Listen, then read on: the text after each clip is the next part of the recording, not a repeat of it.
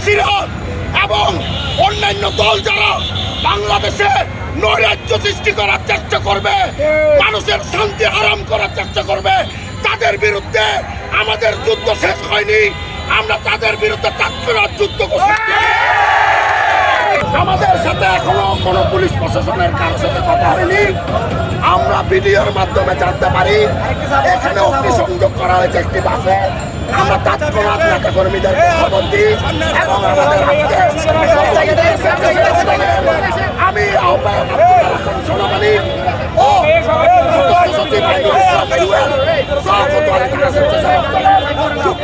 সদস্য এবং আমাদের আওতাধীন ওয়ার্ডের সকল নেতৃবৃন্দদেরকে নিয়ে আমরা তৎক্ষণাৎ এই মিছিল আরম্ভ করি।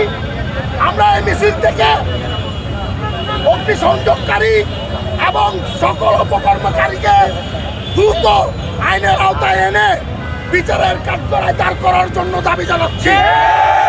কিছু দুষ্কৃতকারী চোরের মতো করে নিউ মার্কেটের মোড়ে যে আগুন লাগিয়েছে সেটা তীব্র নিন্দা জানাই এবং আমরা কোতোয়ালি থানা ছাত্রদল ছাত্রলীগের বিরুদ্ধে সবসময় মিছিল করে আসছি এবং ওদেরকে যেখানেই পাবো আমরা আজকে থেকে ছাত্রলীগ না হিসেবে আমরা ঘোষণা করব। যেখানে ছাত্রলীগ পাওয়া যাবে সেখানেই আমরা ওদেরকে দৌড়ে প্রতিহত করব। এবং আমরা এখানে 8টি ওয়ার্ডের প্রতিনিধিরা আছে, সবাইকে বলতে চাই আজকে থেকে যারা যেখানে দেখবেন নিষিদ্ধ সংগঠনের ছেলেরা ঘুরবে আশেপাশে, আপনারা ধরবেন, দৌড়ে পুলিশকে সোপর্দ করবেন।